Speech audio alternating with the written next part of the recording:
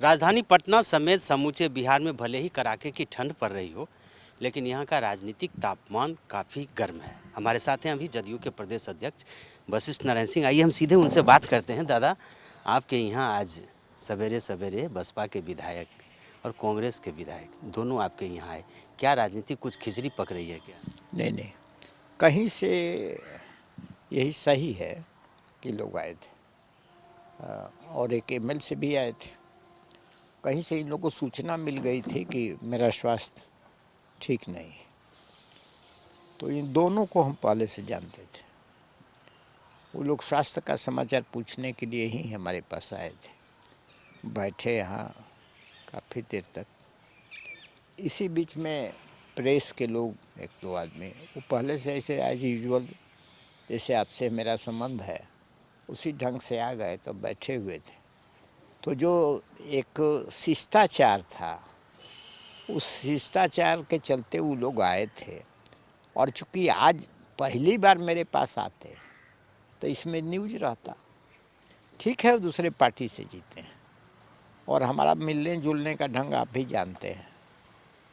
और फिर हम इसका नाम काहे को रखेंगे? अभी मिलने जुलने का हमारा संबंध, अब इनके पिताजी से मेरा गहरा संबंध रहा, तो ये तो मिलना जुलना होगा स्वाभाविक रूप से। तैसे दूसरे पार्टियों में भी जो लोग रहते हैं मिलते जुलते हैं, तो उनको पता लगा तो वो आए थे। खास करके शाहाबाद रेंज में बहुत लंबे काल से राजनीतिक रूप से विशेष रूप से वहाँ सक्रिय रहे, तो इसी शिष्टाचार बस वो लोग आए थे। लेकिन बसपा के जो विधायक हैं वो उनका पिछले विधानसभा सत्र में भी कहीं न कहीं यह दिखा कि वो जदयू के करीब हैं। फिर कांग्रेस में जिस तरह से आपने बात कही है, वर्तमान राजनीति में कांग्रेस हो या अन्य दल हो, उसमें भी कई ऐसे चेहरे हैं जो जदयू के काफ़ी करीब हैं। लगता है कि सरकार को जिस तरह से बहुमत मिला है, वैसी परिस्थिति में इन लोगों के साथ और मधुरता बढ़ रही है। देखिए, मधुरता तो आपकी व्याख्या पर निर्भर करती है, और हम तो मानते हैं यही कि आज जो आए इसमें सियासी दृष्टि से इसको देखने की ज़रूरत नहीं है, लेकिन वो जीते हैं और यदि वो महसूस करते हैं कि एनडीए घटक अच्छा काम कर रही है और भविष्य में अच्छा काम इसके द्वारा होगा, तो सरकार से निकटता हो सकती है, यहाँ आ करके भी ऐसे दूर रह करके भी। अब इसका ये तो अब संभावनाओं की बात है, तो सब कल क्या होगा उस पर आज तो हम कह नहीं सकते हैं कुछ। लेकिन ये ज़रूर है कि आज जो लोग आए इसको बहुत बढ़ा चढ़ा करके इस रूप में देखने का प्रयास किया जा रहा है। लेकिन बस जो इशारा दे रहे हैं कि लोगों के लिए गेट खुला हुआ है, अगर आपको लगता है कि एनडीए का बढ़िया परफॉर्मेंस है तो आप हमारे साथ हैं। देखिए, एनडीए जिस ढंग से 15 बरस किसी राज्य में सोच लीजिए गठबंधन का चलना, गठबंधन का एक ही जगह का उदाहरण आपको मिल सकता है, पश्चिम बंगाल का ज्योति बसु का।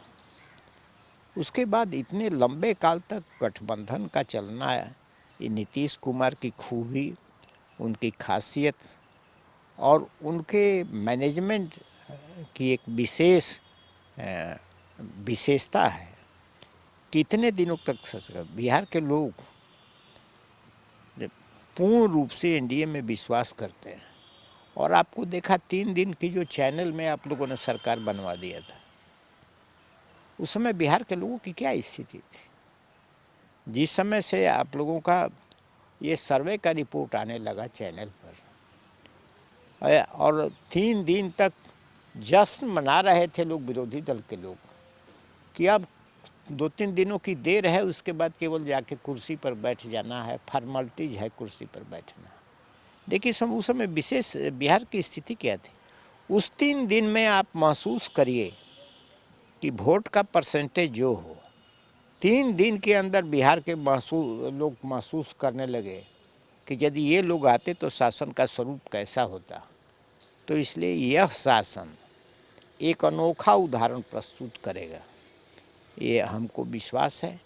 चूँकि कुछ फाउंडेशन जो बेसिक इशूज है उसको सरकार ने टच किया है, यानी ग्रामीण परिवेश को और बेहतर बनाने के लिए सरकार ने काम किया है, और गाँव ही का बिहार है। लेकिन ये दिख रहा है दादा कि कांग्रेस में आपस में भी कहीं न कहीं मतभिन्नता है। कल जिस तरह से अजीत शर्मा जी का पत्र लिखा मुख्यमंत्री को शराबबंदी को लेकर के कि उससे पाबंदी हटाई जाए, उसके तुरंत बाद शकील अहमद का बयान आ जाता है कि अजीत शर्मा का व्यक्तिगत बयान है, वो कहते हैं जारी रखना।